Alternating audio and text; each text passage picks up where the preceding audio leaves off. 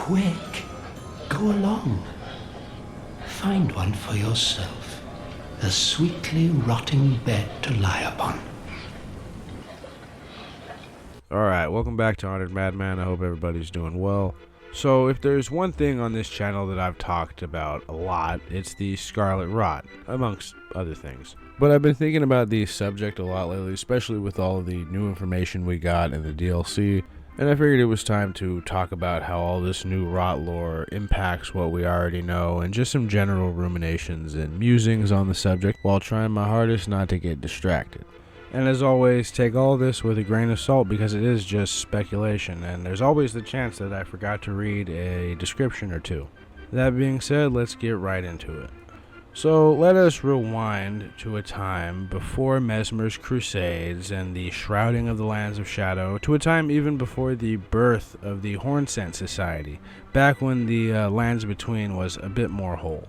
So from what I can tell, and various other lore aficionados, there was once an ancient civilization that had a large presence in what is now the Rauh region. The structures they built were quite massive, so they may have been physically larger, like giants and trolls, or maybe even bigger than that, titans. You know, perhaps those remains on the mountaintops or in Caelid, those husks of giants, could hold some explanation due to the amount of ruins in close proximity to them, but that's a story for another day. Anyway, this society's influence and dominion appears to have spanned all across the Lands Between, as there's examples of the same type of ruin found in just about every region, or at least most of them, above and below. The highest concentration of this style of ruin outside of Rauh is probably either in the mountaintops of giants or in the ruin-strewn precipice, aptly named, secret passage to Leyndell.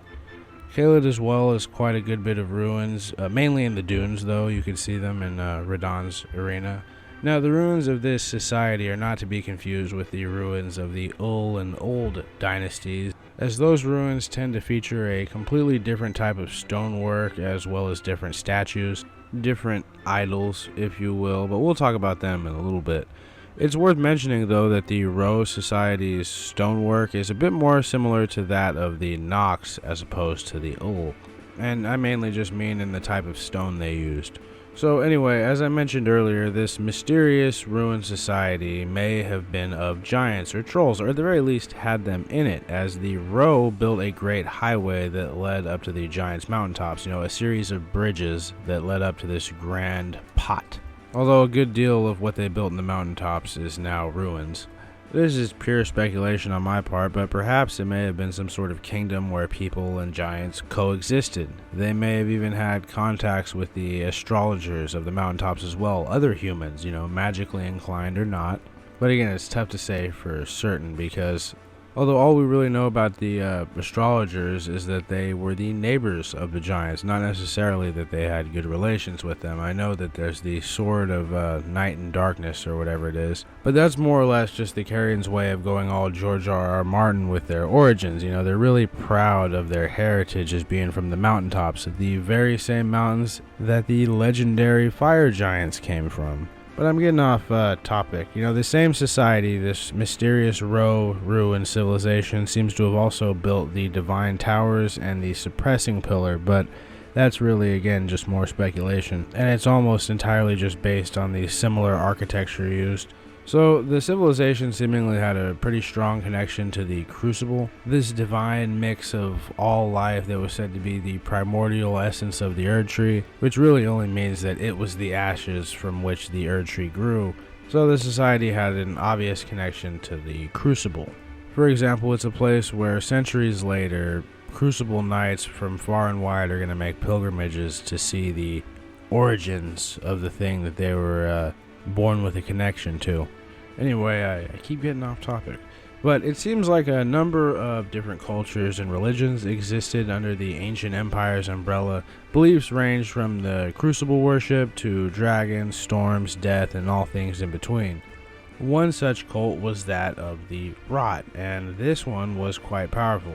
Its beginnings aren't really well documented, but many people began to worship the Rot due to its many blessings that it granted its followers, and naturally this would make its influence spread. The cult's main servants were likely the kindred of Rot. They could probably be considered the closest thing the god had to children. The pests are born from the Rot, both in its original form and the later, more twisted scarlet one. They seem to have at least somewhat good relations with humans, an example of which could be the Forager Brood, that was a group of scavengers and scroungers made up of mostly pests and at least one human. They also had a bit of a knack for craftsmanship, and they liked to stuff massive jars full of different substances and use them as weapons, which further adds to the idea that this ancient civilization was also made up of giants, because that's sort of a giant signature move. At this point in time, rot in general wasn't considered a bad thing. Vertigris, which is basically just rust or oxidation but with positive attributes, is considered a gift of the rot god. It was considered a holy substance to the followers. From what I can tell, it was extremely useful stuff back then, and it looks an awful lot like the material used to make the guardian golems, although that is admittedly much darker and probably just stone.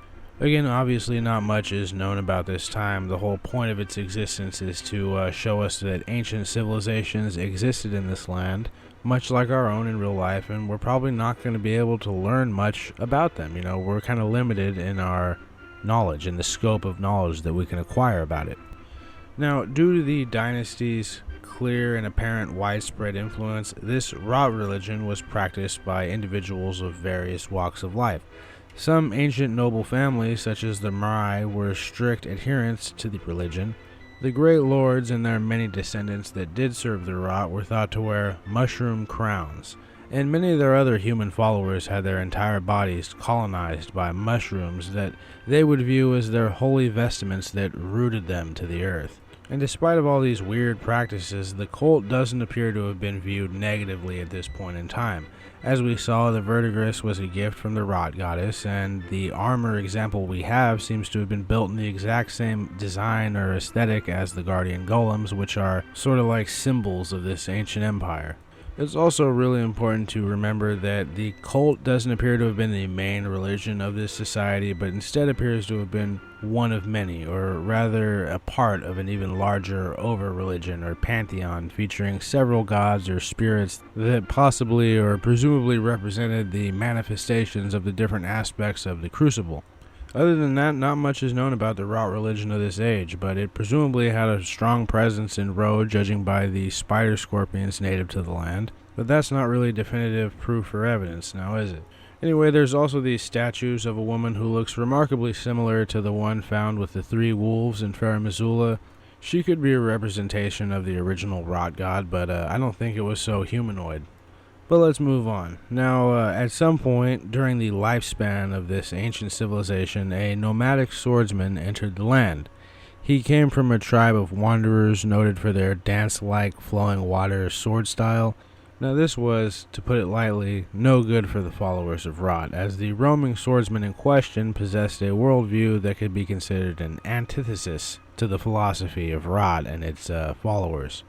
He was an enemy to stagnation in all of its forms, and so did battle with this Rot god, and we all know the story. He emerged victorious, and the god's divine essence was sealed away deep underground beneath a massive lake where a bunch of other underground rivers bled into. Perhaps these places weren't always underground, but that's a story for a different day. This left both the pests and the followers of Rot without a god, and many of them wandered aimlessly, searching for traces of their missing god. It was probably around this time that a group of more friendlier-minded pests created the Forager Brood. Though the Rot god was sealed away deep underground, traces of its influence remained, albeit faintly. These scarlet buds, which were completely untouched by the Rot, began growing in the Rauh area, almost signifying the birth of a new beginning. Now, the stinger of the literal Rot god beast itself was preserved as its only physical remnant and enshrined by surviving members of the Rot cult. Privately, the overall religion was still followed by many, but in secret. Then, sometime after the sealing of the Rot god, the Rauh Empire went the way of all ancient civilizations, and it collapsed, either by some great cataclysm or it just simply waned in influence until whatever was left of it was subsumed by the various cultures that followed it. In this case, two different societies seemingly rose up next, or already existed in some form, possibly. One was the already mentioned Old Dynasties.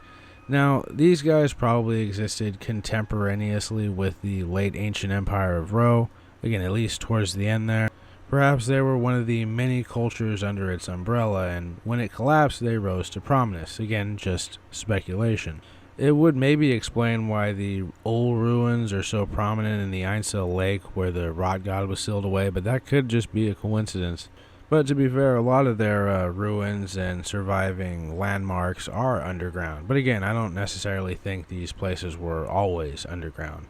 I don't want to talk too long about the old society. I feel like I've already gotten off track a bunch, but what's important to know about them is that they worshipped, or seemingly worshipped, a venerable one-eyed scholar carrying a tablet that looks a bit like the one the trolls have embedded in their chests. He may not have even been a god in the first place, but instead like a prophet or a scholar of some kind.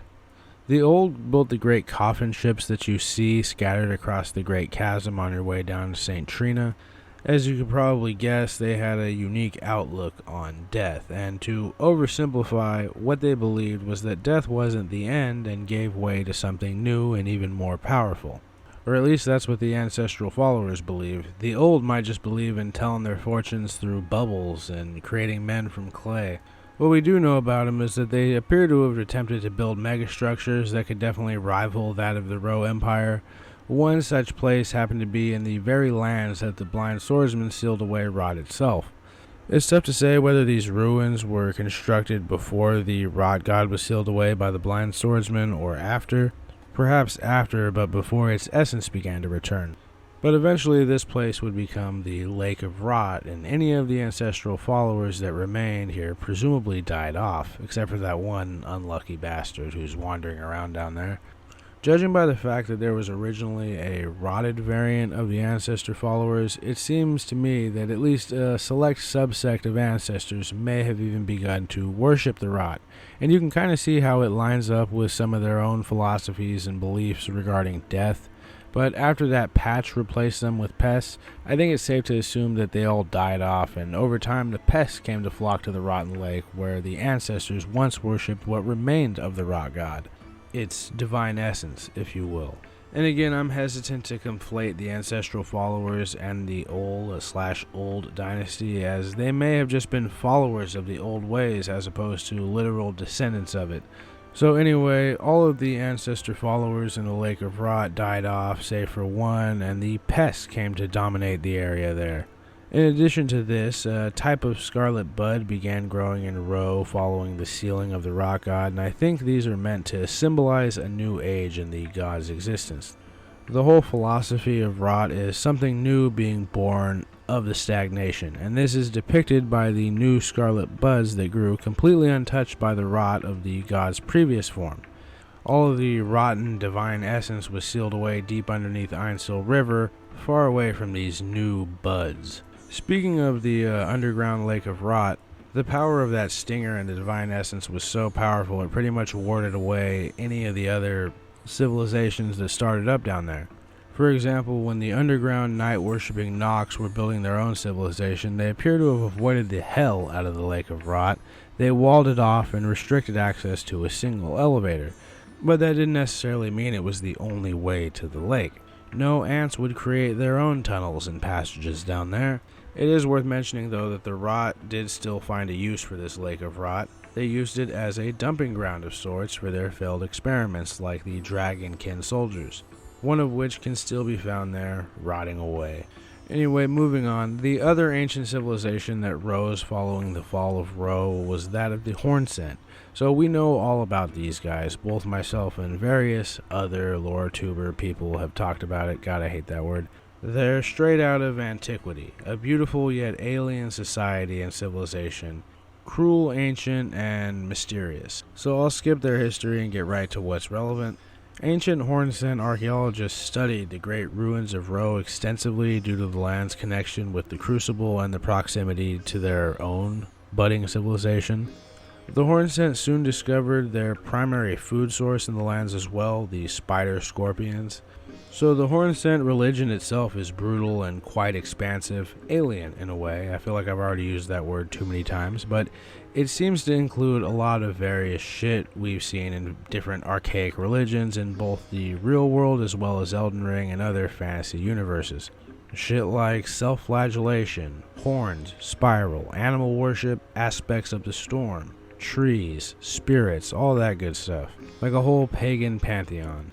And much like the ancient Romans, for example, they were more than happy to add to this pantheon or secretize their own divines with those of past civilizations.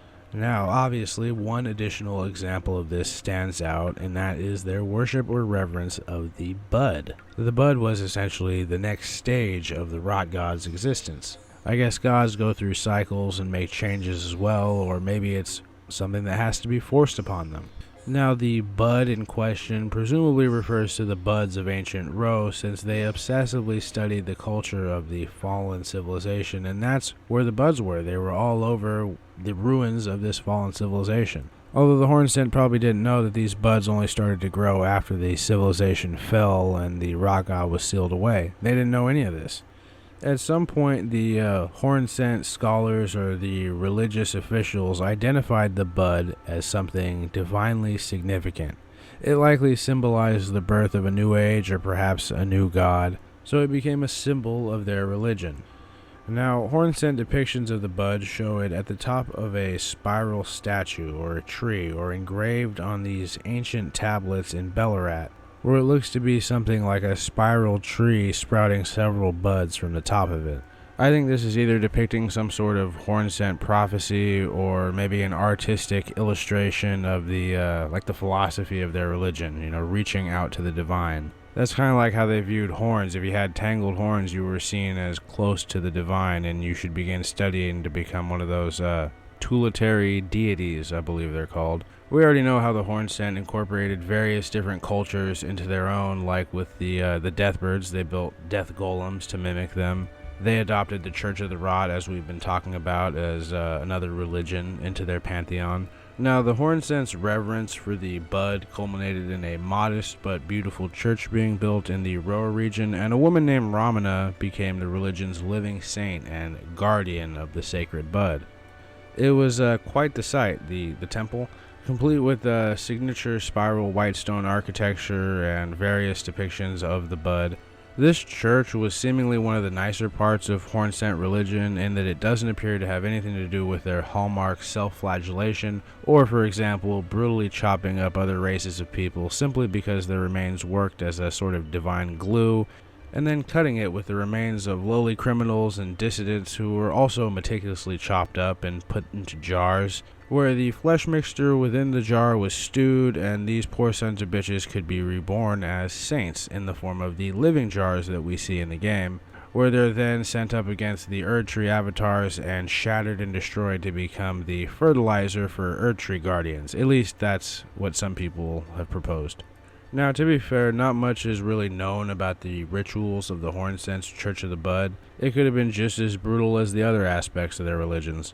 And in a way, I think the Hornsent adopting all these different religions involving different outer gods was their way of reaching out to divinity. Any divinity. They didn't care which. They were open to any of them coming in. But anyway, it's tough to really say what the Hornsent worshipped the Bud for, since during this time the Bud was not yet associated with the Rot. But to put what I could figure out plainly as for their beliefs regarding the Bud, here's my observations.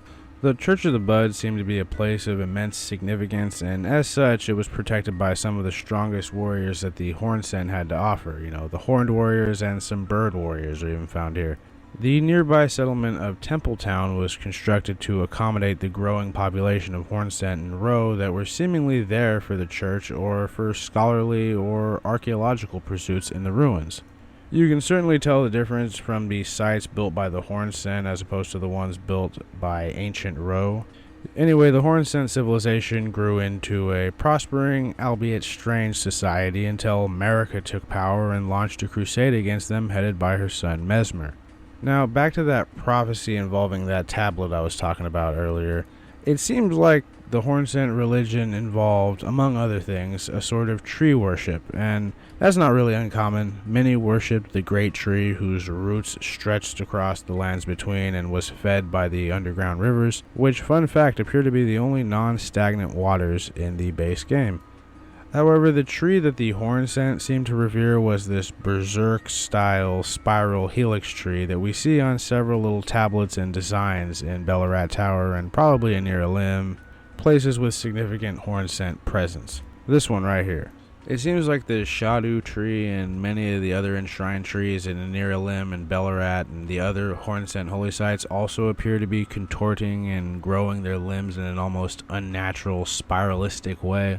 Spirals play a significantly large part in the Hornsent religion, and as such we see it being divinely called forth via incantations and Hornsent spirit-calling weapons. Now it is worth noting that the trees found across the Land of Shadow don't really look like the spiraled ones on the tablet.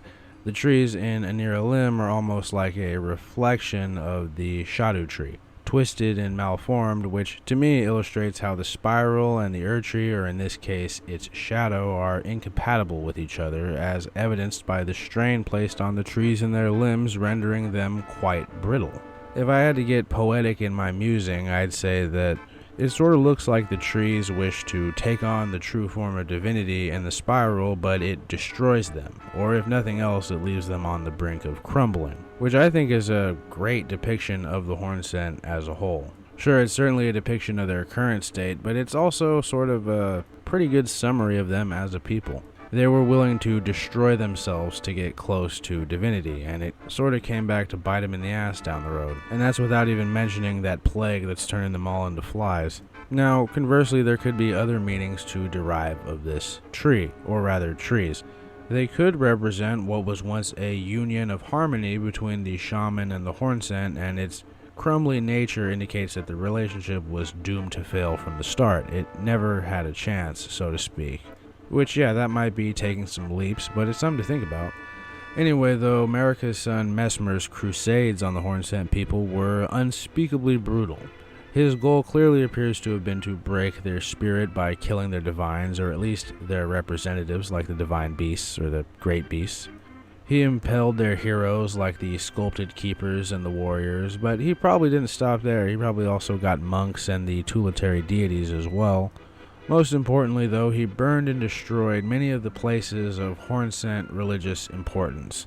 Unsurprisingly, the Church of the Bud was identified as a prime target, and it was consequently ruined and burned by the Impaler's flames, with Saint Ramina still inside. This was one of Marika's many mistakes, one of her paths to hell, if you will, because it was here, this moment exactly, that the Scarlet Rot was born. Now, it was basically the Olga of Kiev in terms of outer gods, this new form.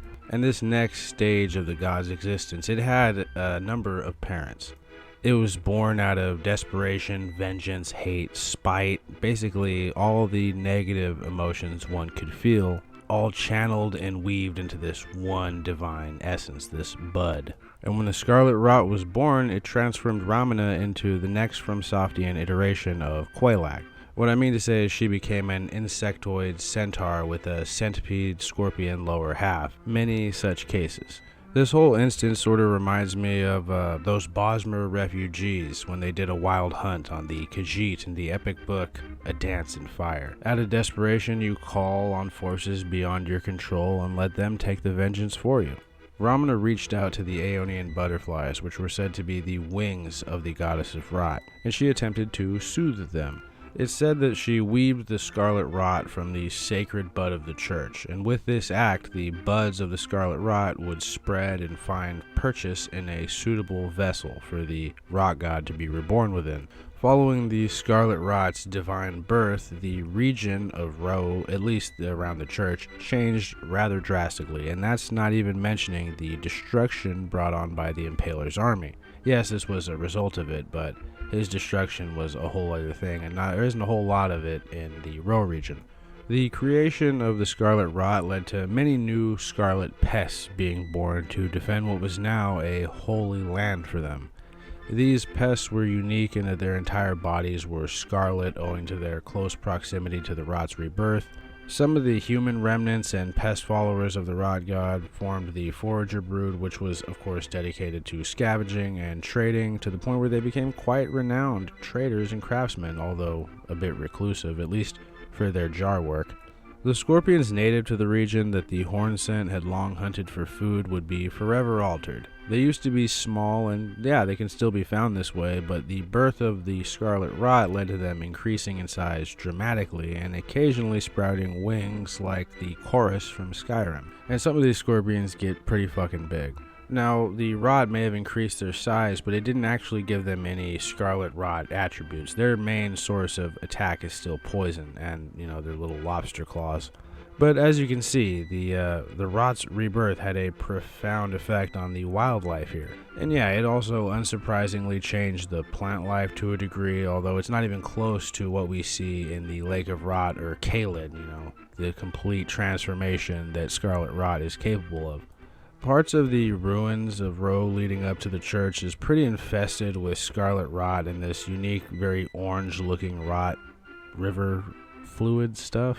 One thing that stands out rather noticeably is the abundance of scarlet buds, some lootable, some far too big to put in your pocket. And it's worth noting that before the Scarlet Rot's birth, these buds were untouched by the Rot. They were free from it. They had nothing to do with it. The Rot truly could have been reborn as something different. Some would say that these buds had the potential to be anything, but because of the horrific crusades of the Impaler, the buds became rotten, doomed to never bloom and twisted into something sinister due to the actions of the Impaler and his mother and the race-wide vengeance that all of it inspired. So yeah, Ramina weaved her very own special bud that was used to bring the Rot back to exact vengeance on those that brought ruin to the Hornsent and the church. It's not unlike the lion dance of the sculpted keepers. It was once a thing of divine beauty and worship and art, but when the Crusades came, it took on a more martial role. The lion keepers were forced to become the divine protectors like the divine beast knights. They sort of adapted out of desperation. So I think it's safe to say that the buds would have remained rot-free had the Crusades not happened. But then again, had the Hornsent not butchered the shaman, then the Crusades wouldn't have happened. So it's sort of like a whole thing. The Rot's corruptive nature is powered by a divine essence, and as such it can affect damn near anything given the time. Dragons certainly weren't safe. Even the Crystallians, beings carved from solid glintstone, are susceptible to Scarlet Rot-sponsored alteration, although the ones that do get affected don't seem to mind it very much. Although no one would know since they don't speak. Stone's wisdom and all that. I may have mentioned this already, but it's worth noting that the Rot water in Rauh is orange. It looks a lot like the corrosive stuff from Dark Souls 2, whereas the Aeonian swamp and the Lake of Rot are both red. And in the case of the lake, it's also got these little black spots. I don't know, felt worth mentioning. But anyway, so the Rot had returned, and a single one of the buds Ramina weaved would in fact find purchase in the most sinister of places, the child of a god. Technically a single one, but we'll get to that later. So by this point, 3 or 4 years after Elden Ring came out, we all know about Marika and her conquests, her plots and schemes, and their consequences. So I'll try not to get too off topic here, but after she exiled Godfrey and recalled Radagon from his marriage to Rennala, she married her other self, Radagon, and produced 2 more children, the twins Miquella and Malenia. Both were born of a single god, unlike most of their siblings, or rather half-siblings. And for whatever reason, it's implied that because of this fact that Radagon and Marika are one and the same, that the children were born with certain defects. Miquella was stuck as a child, and we've talked about that to death. Malenia, on the other hand, was born containing this bud of the Scarlet Rot that Ramina had sent off to find purchase and facilitate the return of the new Rot god. This resulted in the young Empyrean being heavily afflicted by the Scarlet Rot. Her skin withered away, and eventually it started costing her limbs, but in spite of this divine equivalent of drawing the short straw, super bad luck, she managed to grow up to be a powerful warrior. She was actually trained by the very blind swordsman that sealed Rot away, at least that's what I gathered from descriptions. And in addition to teaching her the flowing sword style, he presumably would instruct her on how to keep the rot contained. She would later find some more assistance in the form of her brother Miquella's invention, Unalloyed gold. He made his sister a needle that would halt the spread of rot throughout her flesh, and by this point she'd lost several limbs to the affliction and had to replace them with her iconic prosthesis, which was also made from unalloyed gold.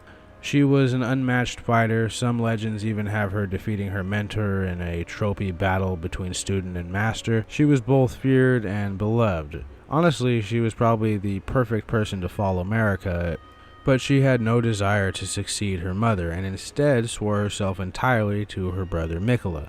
And to his credit, he really did try to cure her, but the best he could do was come up with that needle and stop its spread. Ultimately, he just kind of used her as little more than an effective chess piece in his scheme to become a god, which really bums me out when you think about all the potential Malenia had. Anyway, speaking of gods, this ancient rot one would only really be able to fully subsume Malenia once she'd shed much of her original self. That the only thing that would be left was the rot god, and that would only be possible after 3 scarlet blooms, 3 times of letting the beast out. And to her credit, she actively tried to suppress this. She didn't necessarily want to bloom 3 times and lose every bit of herself. But sometimes things are outside our control, but we'll get to that. I know I probably keep saying that. Anyway, Malenia had a lot of followers, fiercely loyal and dedicated ones.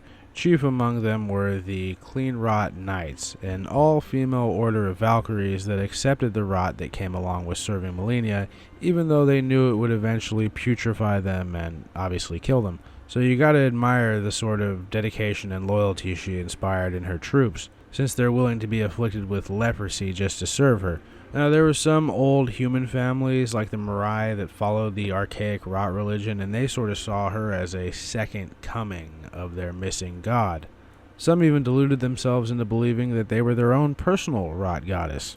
Now, as we all probably already know, Malenia would go on to participate in Elden Ring's equivalent of the Clash of the Titans, the Shattering. She led her army down from the Halig Tree and defeated the mongrel-blooded Godric, and then led an army against the strongest of the demigods, the General Radahn. So the 2 armies clashed, and Radahn and Malenia fought to a near stalemate when Malenia activated her secret trap card. She let off a scarlet bloom that completely decimated the wilds of Caelid, changing the very lands itself. It was essentially the equivalent of a WMD being detonated. What it actually was the unchecked power of a long-gone, vengeance-fueled god, and it was only a taste, just one of the 3 necessary blooms needed to bring about the rebirth of the Rot goddess in this new, exceedingly capable body of hers. Now, just to sidebar real quick, Malenia's origin reminds me a bit of Ovid's tale of the birth of the Roman god of war Mars. And you might be thinking, isn't Mars just a ripoff of Ares? Well, you couldn't be more wrong. The Romans had Mars before they encountered the Greeks. They just sort of secretized the two, but that's a whole thing for a different day. But let's get to this myth. So at some point in the Roman mythos, Jupiter gave himself the ability to create life without the need of his wife Juno. So Juno was understandably a little bitter, and she went to the goddess Flora and got pregnant via a magical flower, and 9 months later, Mars was born, the product of a single god and a magical flower that grows up to be a legendary god of war and a protector of Rome. It's not unlike Malenia's birth. Sure, the reasoning was slightly different. Marika was fed up or disappointed with her offspring from Godfrey and Rennala and saw that Radagon was also able to produce a potential successor in the form of Ranni, so she recalled him and created some that were just of her now that she was completed by her other half. Look here, Mars. Look here, Mars. I am Titus Pullo. These bloody men, my gift to you. So just like Mars, Malenia was born of a single god, and what is she if not a god of war? But there's another pretty cool metaphorical way to look at the Rot god being sealed away and coming back as a bud with the potential to grow into something new, only to be twisted back into the Rot by circumstances outside of its control. So, hear me out.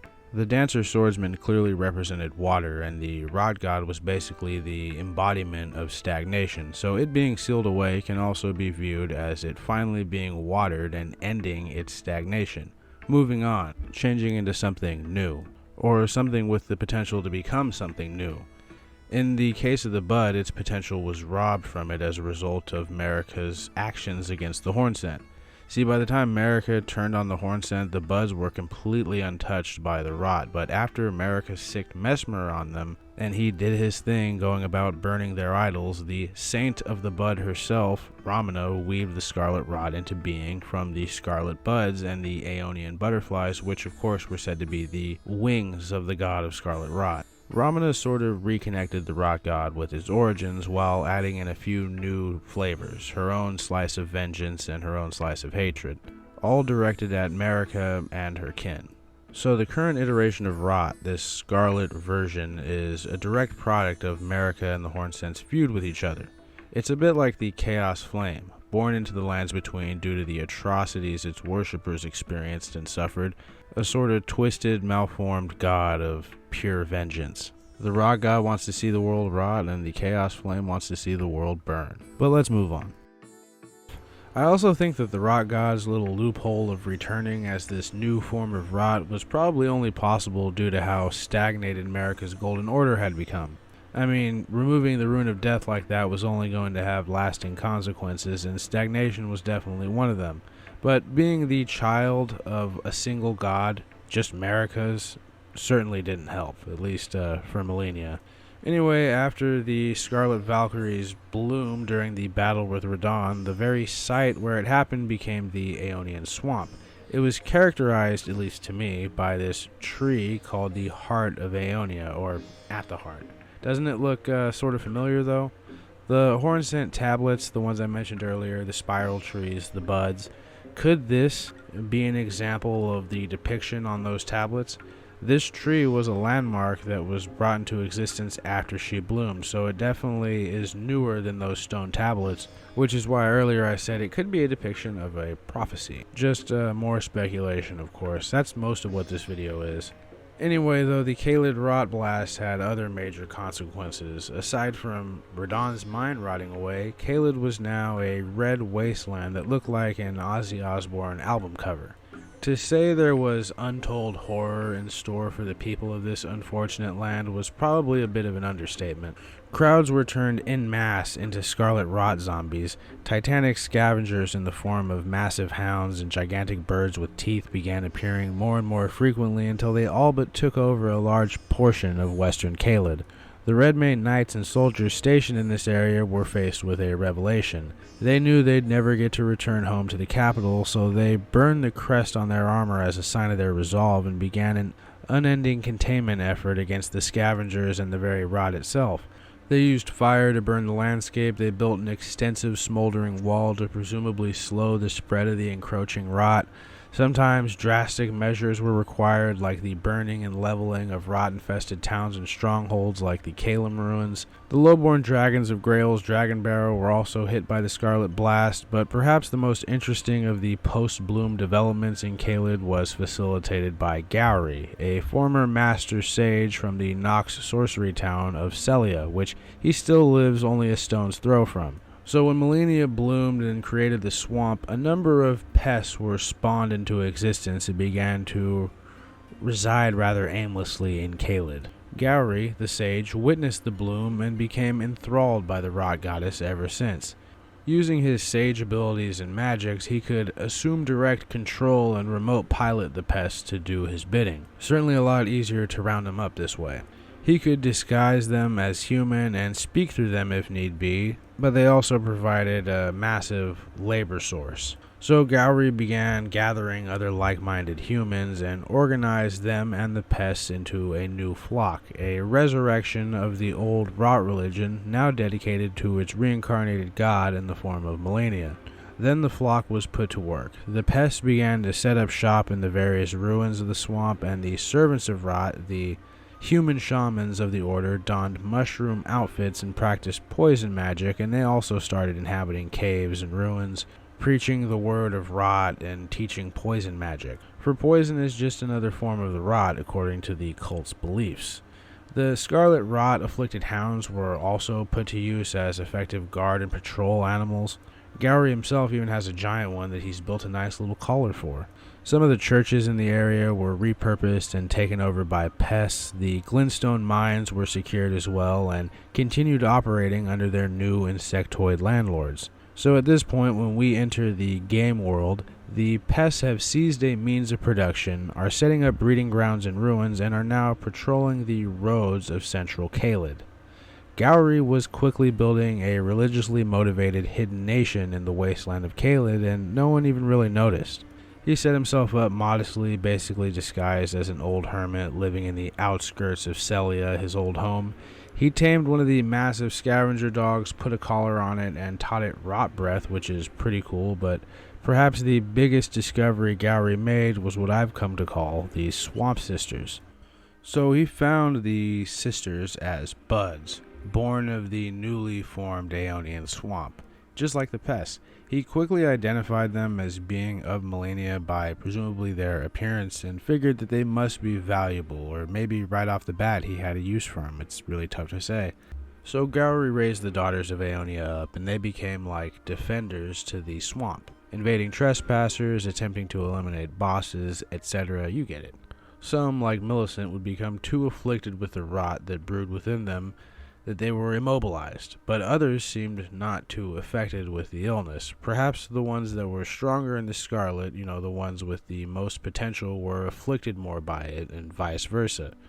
We see how intensively it deteriorated Malenia before Miquella gave her that needle, so maybe there's something to that. Anyway, Gowry figured that if they were pieces of Malenia, then they were technically pieces of the future Rot god. They just needed to be helped along the path in order to truly unlock their potential. And he's maybe not wrong, they were technically pieces of divinely altered Empyrean flesh, so maybe he was onto something here. I mean, we see that he might have been.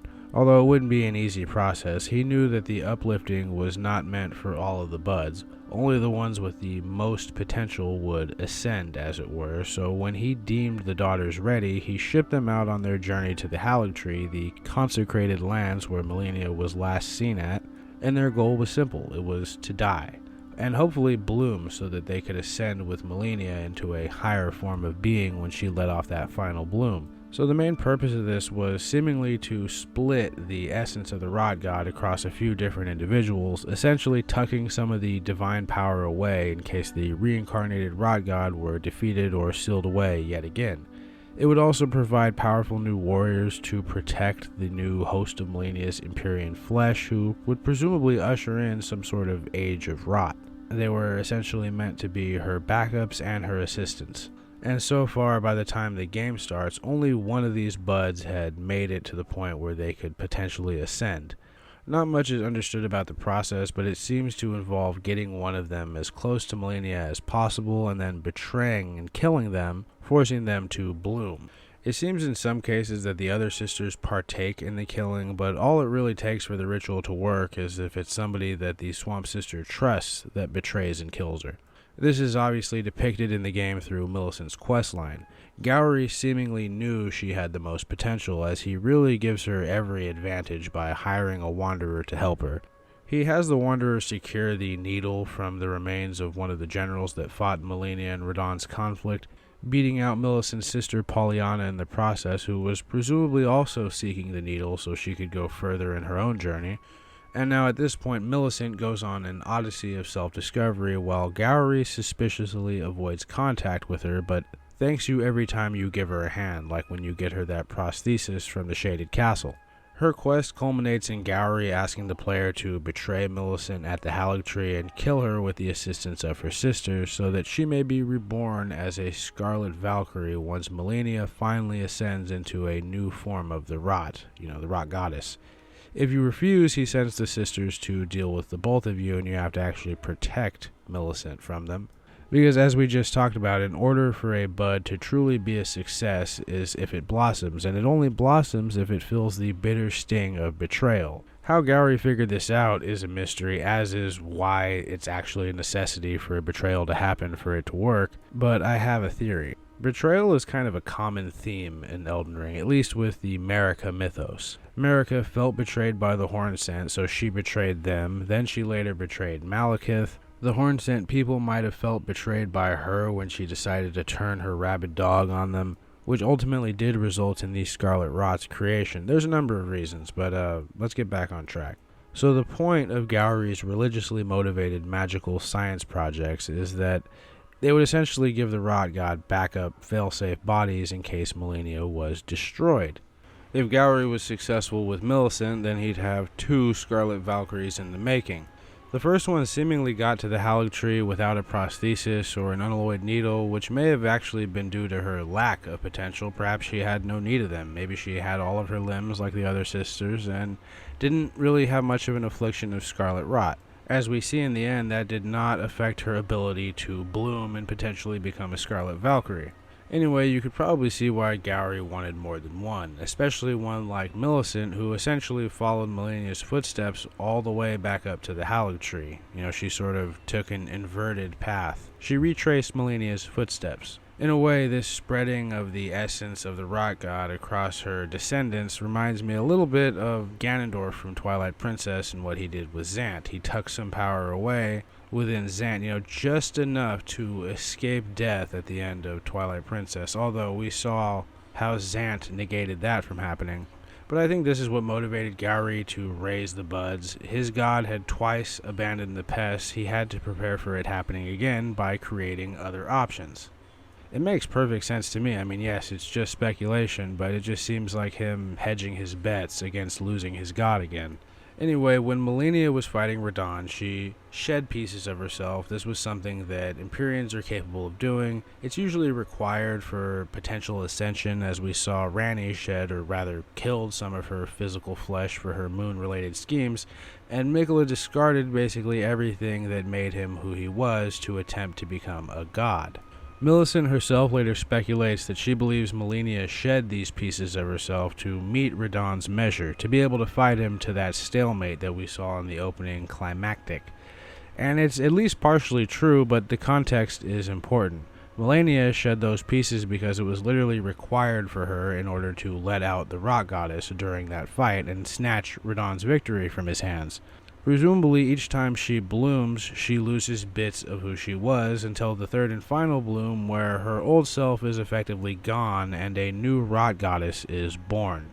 I don't think it was expected that when these pieces were shed that they would sprout as buds in the ground zero of her blast. It's not really hard to believe, though. The buds found purchase in these changed lands, and the cycle of rot continued.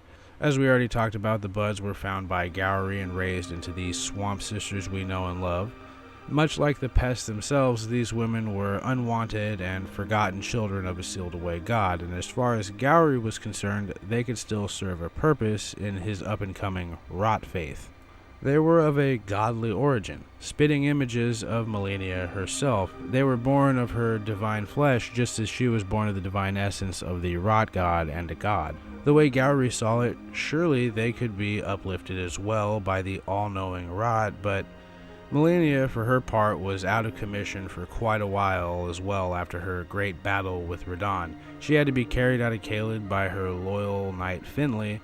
They were, I believe, given shelter at the Shaded Keep by Marai, the scion of an old noble family that privately followed the Rot religion. Things didn't go so good there. He ignored his duties as an executioner, leading to the dungeons of his castle becoming quite full, to the point where they then had a riot and took over the castle. The prisoners, that is. And then they slaughtered most of the inhabitants, except for a couple small little bastions and enclaves of clean Rot knights protecting some nobles. Unsurprisingly, Malenia was later blamed for the fall of the keep by the ghosts of its former inhabitants. From there, she was carried by Finley all the way up to the Haligtree, where she was laid against its roots to rest. Now, her resting against these roots had a similar effect to this land as her bloom did to Caelid. The Rot spread through the Haligtree, and soon there were pests aplenty and humans so afflicted with Rot that they're little more than mushroom-covered zombies. A new Rot river and waterfall was born as well in the Haligtree lands, or rather under them. The afflicted waters then spawned Aeonian butterflies, and the rest was history. The lower sections of the Haligtree are basically just holy sites and places of breeding and worship for the pests, who seemingly live in harmony with Miquella's knights and soldiers.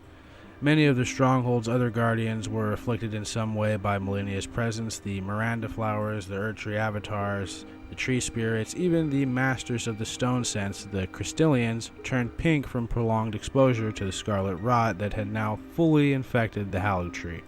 Much later on, Malenia would eventually meet her end as she waited in futile for Miquella's return.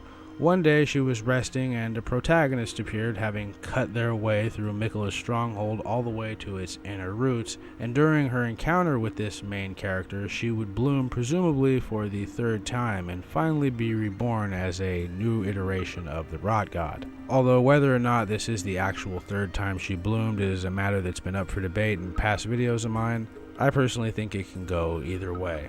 I do think that when she does bloom, it lets out the Rot God, at least temporarily, until the third time where it comes out permanently. Anyway, Malenia and the Scarlet Rot are involved in so many points of the lore, but overall she doesn't have that much of a personality outside of her devotion to her brother. Now, I think she could still be a potentially interesting focus for the Elden Ring movie, but that's something I'll cover in the video about the movie that I've been meaning to do. Now, we're almost at the end of this video. I know I've been talking for a long time, probably repeating myself a bit too, which is always something. But there's one thing that bugged me about after the Malenia fight, which I assumed was the third bloom, but it very well could be the second, and it's that we don't get to see what Millicent and her unnamed sister become. They're supposed to be Scarlet Valkyries, and I expected something like the angels in the Ringed City sprouting from the humped hag after you beat the story. You know, you can't do anything with the angel, you just see it floating around. I expected something like that with one of these Swamp Sisters, at least after we beat the main game, but nope, nothing. Although, to be fair, I guess this could be either explained by it not being her final bloom, or just that she failed to bring in a new age of rot since she was, killed. Which left the Rot God sealed away just like it was before Malenia's birth, and, right back at square one. Anyway, I doubt the Rot God is gone forever. I mean, who knows if we ever see another Elden Ring game, but it could make some reappearance or not. Or maybe it'll just get left as one of FromSoft's many mysteries. But I believe that was more or less the most solid history I could pull off of the Rot with a healthy dose of speculation.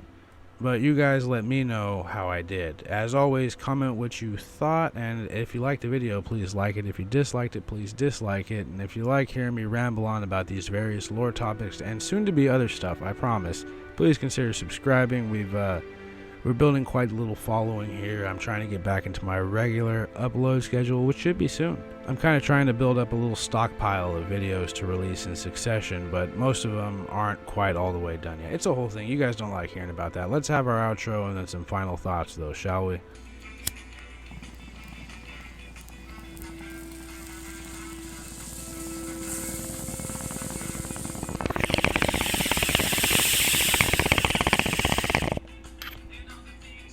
So, obviously there's a lot of videos that are coming down the pipeline here shortly.